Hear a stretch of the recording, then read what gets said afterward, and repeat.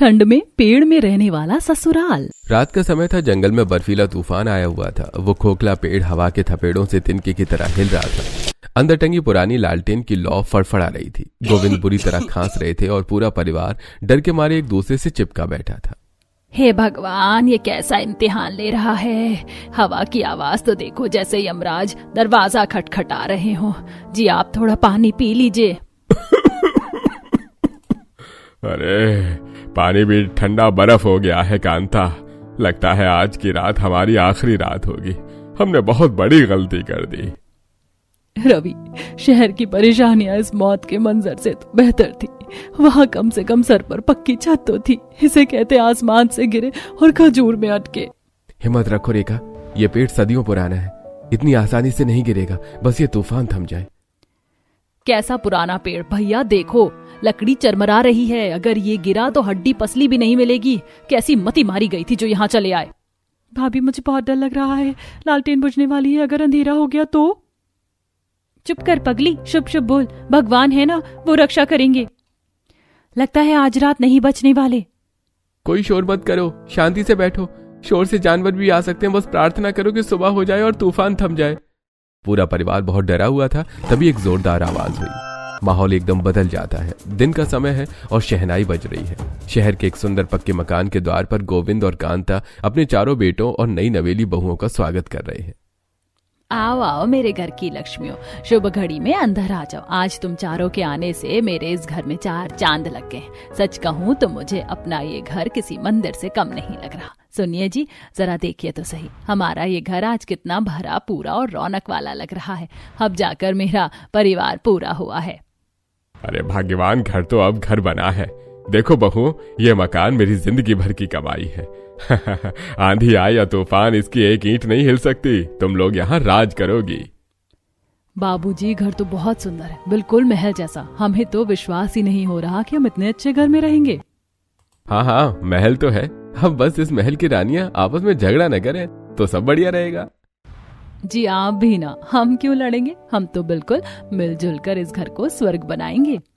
माँ, सच में घर बहुत बड़ा और अच्छा है। जुग जुग जियो सब, नजर ना लगे मेरे भरे पूरे परिवार को। चलो अब अंदर चलो। अगली सुबह डाइनिंग टेबल पकवानों से भरी है। चारों बहुओं ने मूंग की दाल का हलवा बनाया है, जिसकी खुशबू पूरे घर में फैली है। बाबूजी, आज हमारी पहली रसोई है। ये लीजिए मूंग दाल का हलवा। माँ जी कह रही थी आपको मीठा बहुत पसंद है।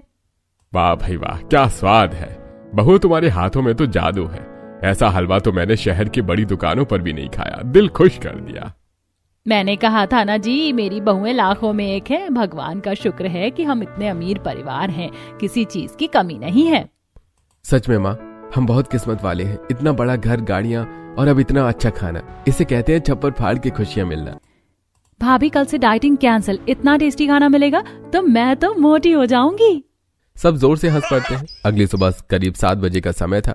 रेखा और सुलेखा गहरी नींद में सो रही थी। उन्हें उम्मीद थी कि उनकी सुबह पक्षियों की मीठी चहचहाट से होगी, लेकिन तभी अचानक पौ पौ और पी पी की तेज आवाजों ने घर को हिला दिया। बाहर ट्रकों और कारों के हॉर्न का शोर गूंजने लगा।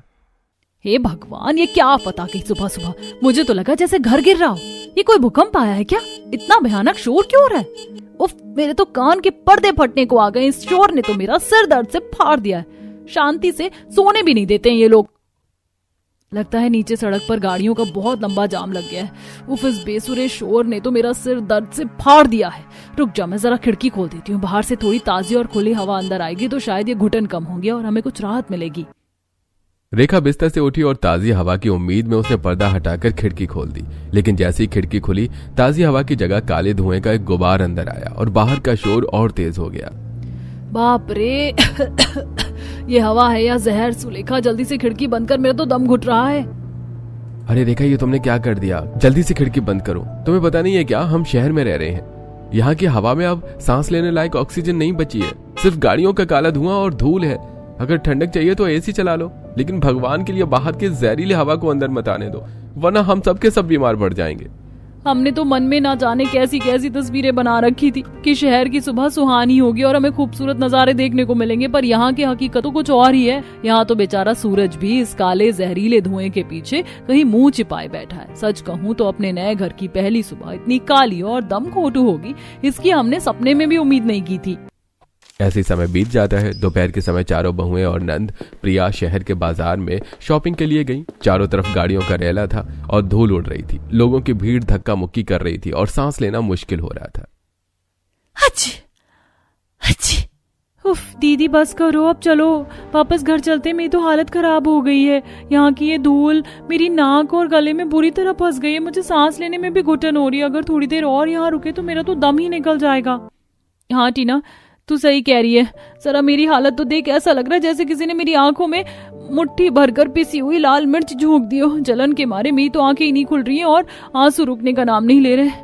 अरे अरे प्रिया, तुझे कितनी बार समझाया है पगली, तूने अभी तक मास्क क्यों नहीं लगाया? क्या तुझे अपने फेफड़े खराब करने हैं? भाभी, मुझे सपने में भी अंदाजा नहीं था कि यहाँ मार्केट में शॉपिंग का लुत्फ उठाने नहीं बल्कि धूल से लिपटने आ रहे हैं। ऑफिस पॉल्यूशन ने तो मेरा दम ही निकाल दिया है। और जरा मेरे इन नए कपड़ों की हालत तो देखिए, अभी तो पहने थे और इतनी देर में ही ये धूल और धुएं से सनकर काले पड़ गए। ऐसा लग रहा है जैसे मार्केट में नहीं बल्कि किसी चिमनी के अंदर से होकर आ रही हूँ। तभी एक ऑटो वाला उनके पास से गुजरा और काला धुआं छोड़ता हुआ निकल गया। सभी बुरी तरह खांसने लगे। ये कैसी जिंदगी है दीदी, सांस लेना भी मुश्किल हो गया है। रात के समय घर के हॉल में गोविंद जी को अस्थमा का जबरदस्त अटैक पड़ा और वो सांस लेने के लिए तड़प रहे हैं। डॉक्टर उनका इलाज में लगे हुए हैं। देखिए, मैं आपको झूठी तसल्ली नहीं दूंगा। मामला हद से ज्यादा गंभीर हो चुका है। शहर के जहरीले प्रदूषण और कार्बन ने इनके फेफड़ों को बुरी तरह से खराब कर दिया है। जैसे दीमक लकड़ी को अंदर से खोखला कर देती है, ये हवा इनके लिए धीमे जहर का काम कर रही है। अगर इन्हें कुछ दिन और इसी दमघोटू माहौल में रखा गया तो फिर मेडिकल साइंस के लिए भी इन्हें बचाना नामुमकिन हो जाएगा। सच कहूं तो इस वक्त इन्हें मेरी महंगी दवाइयां या इन बेजान मशीनों की नहीं बल्कि जीने के लिए कुदरत की शुद्ध हवा और साफ हवा की सख्त जरूरत है। यही इनके असली इलाज है। डॉक्टर साहब, आप जो चाहे फीस ले लीजिए, पर बाबूजी को ठीक कर दीजिए। हम सबसे महंगा एयर प्यूरिफायर ले आएंगे। मशीनें कुदरत का मुकाबला नहीं कर सकती। डॉक्टर के जाते ही कांता जी का सब्र टूट गया। क्या करेंगे हम इस बड़े घर और दौलत का, अगर तुम्हारे बाबूजी ही नहीं रहे तो ये दीवारें किस काम की। इस शहर ने तो हमारा जीना आराम कर दिया है। माँ जी, आप हिम्मत मत हारिए, हम कुछ करेंगे। हम बाबूजी को ऐसे तड़पते हुए नहीं देख सकते। अगली सुबह छत पर बहुओं ने देखा कि सारे पौधे मुरझाकर काले पड़ गए हैं जो उन्होंने लगाए थे। देखो, कल ही तो लगाया था, एक दिन में ही जल गया। यहाँ की गर्मी और जहर ने इसे भी मार दिया। जीजी, जब ये इंसान ही नहीं जी पा रहे तो ये बेजुबान पौधे क्या जिएंगे? हम खुद को पिंजरे में बंद करके जी रहे हैं। रात को चारों बहुएं उदास बैठी थी। तभी टीना ने अपना फोन दिखाया जिसमें एक शांत जंगल का चल रहा था। दीदी भाभी, ये देखो, सुकून वन। मैंने इसके बारे में पढ़ा है। यहाँ नो ट्रैफिक, नो पोल्यूशन, बस शांति ही शांति। वाह, कितना सुंदर है। ऐसा लग रहा है जैसे स्वर्ग हो। देखो, शांति, बस यही तो चाहिए हमें। अगर हम कुछ दिन वहाँ रहे तो बाबूजी के फेफड़े भी ठीक हो जाएंगे और हमारा दिमाग भी शांत हो जाएगा। हाँ भाभी, आइडिया तो बहुत अच्छा है। अब बस हम अपने पतियों को मनाते हैं। पिकनिक की पिकनिक और इलाज का इलाज। जान है तो जहान है। रात के समय हॉल में चारों बहुएं अपने पतियों के सामने मोर्चा निकाले खड़ी हैं। अरे रेखा, तुम पागल हो गई हो क्या? शहर छोड़कर जंगल में जाएंगे? हमारा जॉब बिजनेस सब यहीं है, वहां क्या हवा खाएंगे? सुनिए, अगर काम करने वाला ही नहीं बचेगा तो पैसों का क्या करेंगे? बाबूजी की हालत देखिए, डॉक्टर ने जवाब दे दिया है। भाभी सही कह रही हैं, पर हम जंगल में कैसे रहेंगे? देवर जी, वो हम पहुंच कर देख लेंगे। वहां सुकून होगा, दाल रोटी खाएंगे, पर कम से कम सांस तो साफ लेंगे। रवि, बहुएं सही कह रही हैं। मेरा दम घुटता है यहाँ। मुझे बस खुली हवा चाहिए। चलो चलते हैं।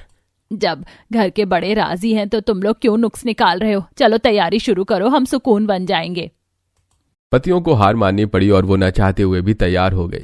अगली सुबह बाजार में बहुएं और नंद भारी मात्रा में राशन, हरी सब्जियां और लालटेन खरीद रही हैं। पड़ोसन शीला उन्हें हैरानी से देखती है। अरे रेखा, इतनी सारी सब्जियां, 10 किलो आलू, 5 किलो प्याज। क्या घर में कोई भंडारा है या दुकान खोल रही हो? नहीं आंटी, हम सब शहर छोड़कर कुछ दिन के लिए सुकून वन जा रहे हैं, प्रकृति की गोद में। जंगल में? वहाँ तो कोई सुविधा नहीं होगी। तुम लोग शहर के मजे छोड़कर वहाँ क्यों जा रही हो? आंटी, शहर के मजे अब सजा बन गए हैं। वहाँ भले ही सुविधा ना हो पर शांति जरूर मिलेगी। शाम को घर के बाहर सामान पैक हो रहा है, तभी उनके पड़ोसी वहां आते हैं। बेटा रवि, जोश में होश मत आओ। कांता तू तो समझदार है, जंगल में जानवर होते हैं, वहाँ तुम लोगों को खतरा रहेगा, हमेशा मेरी मानो, तुम सभी यहीं पर रुक जाओ। अरे अंकल आप चिंता मत कीजिए, हम पूरी तैयारी से जा रहे हैं, अब तो एडवेंचर का मन बन गया है। बहन जब सांस ही नहीं आ रही तो सुरक्षा का क्या करेंगे, हमें बस थोड़ी खुली हवा चाहिए, भगवान सब ठीक करेगा। सामान लोड हो चुका है और सबके चेहरों पर खुशी थी। अंकल आप बेकार में डर रहे हैं, हमें नेचर में रहना है, वहाँ बहुत मजा आएगा, आप भी आ जाओ, जवान हो जाओगे। चलिए अंकल हम चलते हैं, लौटेंगे तो आपके लिए शुद्ध शहद लेकर आएंगे शर्मा जी। जाओ बेटा, भगवान रक्षा करे, लेकिन याद रखना घर की कीमत घर से दूर जाकर ही पता चलती है। वो लोग वहां से निकल गए। विनोद जी और शीला उन्हें तब तक देखते रहे जब तक वो सभी ओझल नहीं हो गए। दोपहर में जंगल के बीचों बीच एक खूबसूरत नजारा है। सामने विशालकाय पेड़ है और पास ही साफ नदी बह रही है। परिवार वहां पहुंचता है और ताजी हवा उन्हें महसूस होती है। वहीं एक बहुत बड़ा और मोटा पेड़ था जो कि बहुत बड़ा था और अंदर से खोखला भी था। देखो मैंने कहा था ना, ये सुकून वन बिल्कुल जन्नत जैसा है। हाँ, यहाँ की हवा में जादू है, यहाँ चारों तरफ शांति ही शांति है और हरियाली ही हरियाली है। सच कह रही हो बहू, यहाँ सांस लेने में जोर नहीं लगाना पड़ रहा है, जैसे नई जिंदगी मिल गई हो। अरे पानी देखो कितना साफ है, अपना चेहरा भी दिख रहा है। आई दीदी, इसे कहते हैं कुदरत का करिश्मा। मान गए तुम लोगों की जिद को, शांति तो यहाँ कूट कूट कर भरी है। चलो अब अपना नया आशियाना देखते हैं। वो जो पेड़ दिख रहा है ना, उसी के अंदर हम अपना घर बनाएंगे। वो पेड़ अंदर से खोखला है और मजबूत भी है। सही कहा, हम उसी में अपना घर बनाएंगे। सब लोग काम पर लग गए। रवि और बाकी आदमियों ने पेड़ के अंदर की साफ सफाई की और औरतों ने पेड़ के आसपास साफ सफाई की। ओहो, यहाँ तो मकड़ियों का राज है, आज इन्हें विदा करना पड़ेगा। भैया शहर में जिम जाते थे, यहाँ मुफ्त में एक्सरसाइज हो रही है, आम के आम गुठलियों के दाम। घर वही होता है जहाँ सफाई हो, चाहे वो महल हो या पेड़ का तना। शाम तक रहने की जगह साफ हो गई है और सोने के लिए गद्दे नहीं थे। सुनो सब, हम नरम घास पत्तियों और फूलों का बिस्तर बनाएंगे। मखमल भी इसके आगे फेल है। बिल्कुल दीदी, इसमें से तो फूलों की खुशबू भी आएगी, नेचुरल एरोमा थेरेपी। औरतों ने पेड़ वाले घर को अंदर से अच्छे से सजा भी दिया था। उधर सभी आदमियों ने मिलकर लकड़ियों की सहायता से टेबल कुर्सियां बना ली।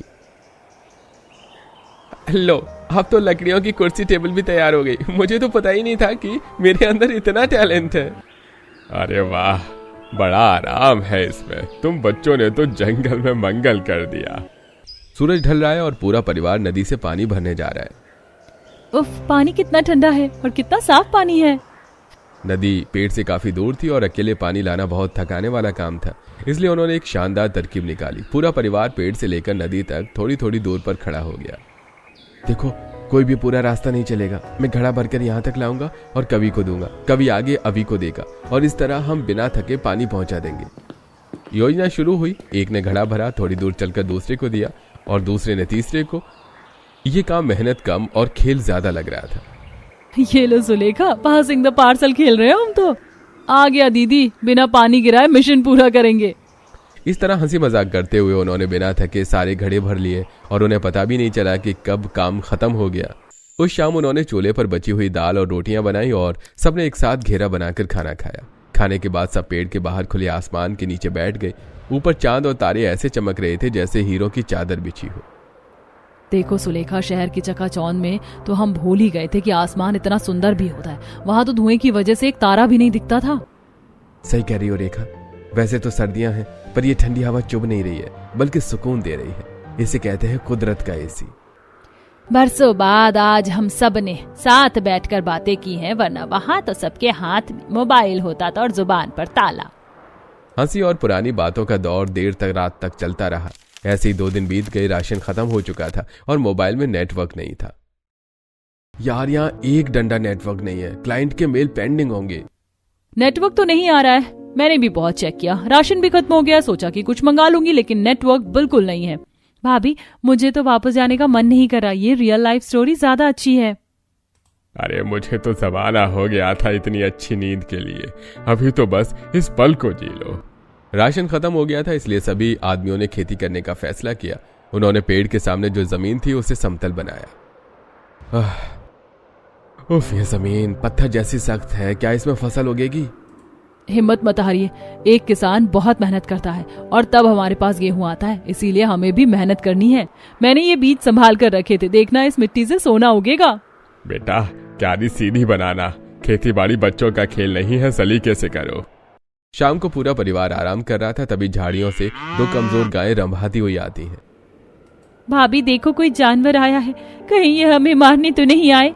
डर मत पगली, ये तो गौ माता है, बेचारी भूखी लग रही है, शायद रास्ता भटक गई हैं।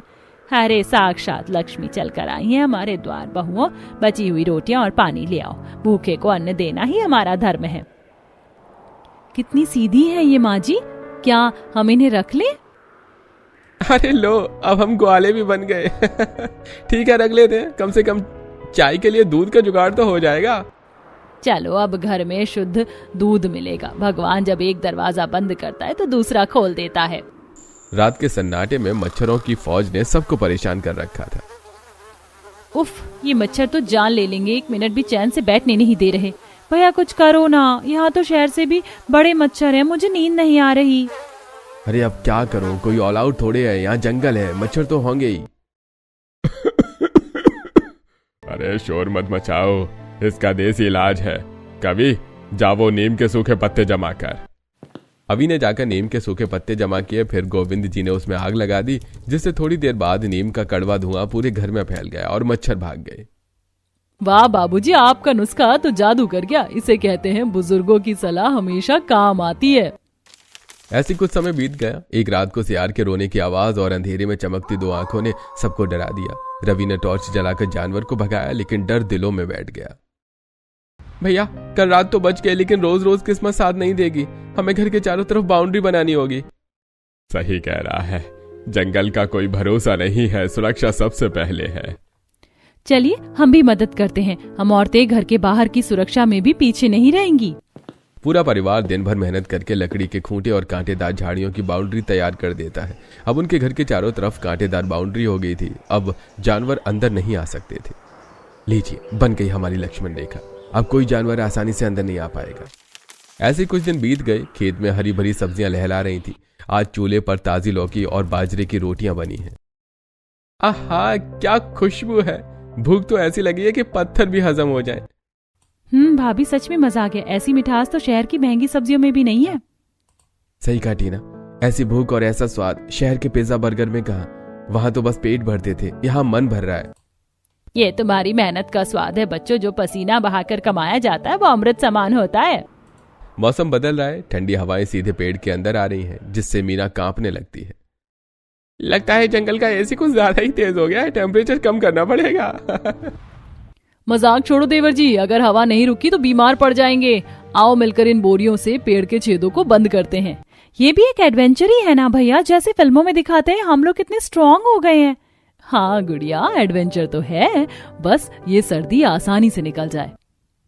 दोपहर का समय है, लेकिन ऐसा लग रहा है जैसे रात हो गई हो। आसमान में काले घने बादल छा गए हैं, जंगल एकदम शांत हो गया है, सिर्फ हवा की आवाज और पक्षियों के चीखने की आवाजें आ रही हैं। ये मौसम अचानक कैसे बदल गया, मेरा दिल घबरा रहा है। ये सन्नाटा किसी बड़ी मुसीबत का इशारा लग रहा है। कहते हैं ना, तूफान से पहले की शांति। माँ जी मुझे भी ठीक नहीं लग रहा, हवा बहुत ठंडी हो गई है। अरे तुम लोग अंदर चलो, बाहर रहना ठीक नहीं है। जानवरों को मौसम का पता हमसे पहले चल जाता है। देखो वो भी अपने घरों में छिप रहे हैं। चलो जल्दी करो, लोग सामान अंदर रखो, लगता है बहुत भारी बारिश होने वाली है। सब हड़बड़ाकर पेड़ के अंदर घुसते हैं। तभी एक जोरदार बिजली कड़कने की आवाज आती है और तेज आंधी आना और पानी आना शुरू हो जाता है। रात का समय है, बाहर मूसलाधार बारिश और बर्फीली हवा चल रही है। घर के अंदर अंधेरा है और सिर्फ एक मोमबत्ती जल रही है। कांता जमीन पर एक कोने में लेटी है और ठंड से बुरी तरह कांप रही है। उसका शरीर बुखार से तप रहा है। माँ जी का शरीर तो तवे जैसा जल रहा है, इनको बहुत तेज बुखार है और हमारे पास तो पैरासिटामोल भी नहीं है। भाभी बहुत ठंड लग रही है, मम्मी मुझे घर जाना है। हमारे पास तो कोई दवाई भी नहीं बची काढ़ा बनाने के लिए, सूखी लकड़ी नहीं है, सब गीला हो गया है। भगवान अब क्या करें। मैं शहर जाता हूँ, वहां से दवाई लेकर आता हूँ। मेरी माँ को कुछ नहीं होना चाहिए, मैं ऐसे हाथ पर हाथ रखकर नहीं बैठ सकता। रवि बाहर जाने के लिए कदम बढ़ाता है, लेकिन जैसे ही वो बाहर जाने के लिए आगे बढ़ता है, हवा का एक तेज झोंका उसे पीछे धकेल देता है और बाहर प्रलय जैसा मंजर है। भैया पागल मत बनो, बाहर देख रहे हो पेड़ उखड़ रहे हैं, अगर बाहर गए तो जिंदा वापस नहीं आओगे। हम फंस चुके हैं भैया, हम बुरी तरह फंस चुके हैं। तूफान और भयानक हो गया है। पेड़ की छत से अब पानी टपकने लगा है, बूंद बूंद पानी अंदर आ रहा है। सब लोग एक कोने में सिमट कर बैठे हैं और रो रहे हैं। ये कैसी जिद थी हमारी, सुकून चाहिए था ना हमें। यही है वो सुकून जहाँ हम अपनी माँ को एक गोली तक नहीं दे सकते। मेरी वजह से हम सब मुसीबत में हैं। माँ जी हमें माफ कर दीजिए। अगर हम शहर में होते तो भी डॉक्टर के पास होते, एक फोन करते तो एम्बुलेंस आ जाती, पड़ोसी मदद कर देते। यहाँ तो चीखने पर भी कोई नहीं आएगा, मर जाएंगे माँ जी। चुप हो जा बेटी, गलती तुम सबकी नहीं मेरी भी है। मैंने बड़ों वाली समझदारी नहीं दिखाई, मुझे तुम्हें रोकना चाहिए था। घर की चार दीवारी की कीमत आज समझ आ रही है। अरे शहर का धुआं फेफड़े खराब कर रहा था, लेकिन यह जंगल तो जान ही ले लेगा। इंसान को इंसान की जरूरत होती है, ये बात हम भूल गए थे। हवा के दबाव से पेड़ का तना बर्दाश्त नहीं कर पाता। अचानक बहुत तेज आवाज आती है और पेड़ की लकड़ी बीच से फटने लगती है। पेड़ गिर रहा है, बचाओ। सब एक साथ आ जाओ, एक दूसरे का हाथ पकड़ लो, कोई अलग नहीं होगा। ईश्वर मेरे बच्चों को बचा ले, जो सजा देनी है मुझे दे, पर इन्हें बचा ले प्रभु। अब सब एक दूसरे से लिपट जाते हैं। मौत उनके सामने खड़ी और उन्हें अपनी गलती का हर एक पल याद आ रहा है। तभी बाहर आंधी के शोर को चीरती हुई पौ पौ पौ की आवाज आती है और फिर इंसानी आवाजें सुनाई देती हैं। अरे कोई है, गोविंद भाई, रवि बेटा। अरे ये तो किसी इंसान की आवाज है, कोई हमें बुला रहा है। हॉर्न की आवाज भैया, कोई आया है, शायद भगवान ने हमारी सुन ली। रवि दौड़कर बाहर जाता है और टॉर्च जलाता है। सामने एक बड़ी जीप की हेडलाइट चमकती है। बारिश में भीगते हुए विनोद जी और 3-4 और पड़ोसी रेनकोट पहनकर खड़े हैं। अरे विनोद अंकल जी, हम यहाँ हैं, प्लीज हमें बचाइए, हम फंस गए हैं। अरे घबराओ मत बेटो, हम आ गए हैं। न्यूज में सुना कि इस जंगल में भारी तूफान आने वाला है। हमें पता था तुम यहीं आए हो, इसलिए घर पर रहा नहीं गया। जल्दी चलो, गाड़ी में बैठो। तुमने हमारी नहीं सुनी थी इसलिए, लेकिन हमने तुम्हारे दिल की सुन ली बेटा। आओ जल्दी करो। सभी पड़ोसियों ने मिलकर सभी घर वालों को पेड़ से बाहर निकाला और गाड़ी में बैठकर वहां से ले गई। सुबह का समय है, बारिश रुक चुकी है। गाड़ी जंगल से बाहर खड़ी हुई है। सभी गाड़ी से बाहर खड़े हैं। अंकल जी, आज आपने हमें सिर्फ बचाया नहीं बल्कि दूसरा जन्म दिया है। हम अपनी जिद में अंधे हो गए थे। हमें लगा था कि जीने के लिए सिर्फ हरियाली और एकांत चाहिए, लेकिन आज मौत को इतने करीब से देखकर समझ आया कि इंसान समाज से अलग होकर नहीं जी सकता। जंगल की हवा चाहे जितनी भी साफ क्यों ना हो, वो अपनों का साथ और सुरक्षा की जगह नहीं ले सकती। मुसीबत में पेड़ पौधे नहीं, इंसान ही इंसान के काम आता है। आज आप हमारे लिए सिर्फ एक पड़ोसी नहीं बल्कि साक्षात फरिश्ता बनकर आए हैं। बेटी आंसू पोंछ लो। बुजुर्गों ने ऐसे ही नहीं कहा कि पहला सगा पड़ोसी खून के रिश्तेदार तो खबर मिलने के बाद आएंगे, लेकिन मुसीबत के वक्त सबसे पहले पड़ोसी ही खड़ा होता है। तुम लोगों ने सोचा कि समाज से अलग होकर सुकून मिलेगा, पर इंसान अकेले नहीं जी सकता। मुसीबत कभी बताकर नहीं आती, और जब जान पर बनाती है ना, तो बैंक बैलेंस नहीं बल्कि बरसों के बनाए रिश्ते और अपने लोग ही ढाल बनकर खड़े होते हैं। सभी परिवार वाले गाड़ी से अपने शहर वाले घर के सामने पहुंच जाते हैं। पूरा परिवार अपने घर के सामने खड़ा है। तुम बिल्कुल सच कह रही हो कांता। शहर में शोर है, धुआं है, परेशानियां हैं, मैं मानता हूँ, लेकिन आज समझ आया कि यहाँ जिंदगी बचाने वाले अस्पताल भी है और कंधे से कंधा मिलाकर खड़े होने वाले दोस्त भी। उस जंगल की हवा साफ का हम क्या करते जब वहां हर पल का जान का खतरा था। हम सुकून ढूंढने चले थे, पर यह भूल गए कि स्वर्ग किसी जगह का नाम नहीं है, बल्कि जहां हमारा परिवार सुरक्षित हो और हमारे सिर पर अपनी पक्की छत हो, वही असली स्वर्ग है। सब मुस्कुराते और अपने घर के अंदर चले जाते हैं। रोजमर्रा की आपाधापी से परेशान होकर घर छोड़ना बहुत आसान लगता है, लेकिन हमें याद रखना चाहिए कि असली सुकून किसी सुनसान जगह में नहीं बल्कि अपनों के बीच और घर की सुरक्षा में होता है। हम अक्सर शांति के भ्रम में समाज से अलग होने की गलती कर देते हैं, मगर जब मुसीबत का वक्त आता है तो जंगल की खुली हवा नहीं बल्कि हमारे बनाए रिश्ते और हमारे पड़ोसी ही काम आते हैं। इसलिए अपने घर और अपने समाज की कद्र कीजिए, क्योंकि तूफानों से लड़ने के लिए इंसान को अकेलेपन की नहीं बल्कि मजबूत जड़ों की जरूरत होती है।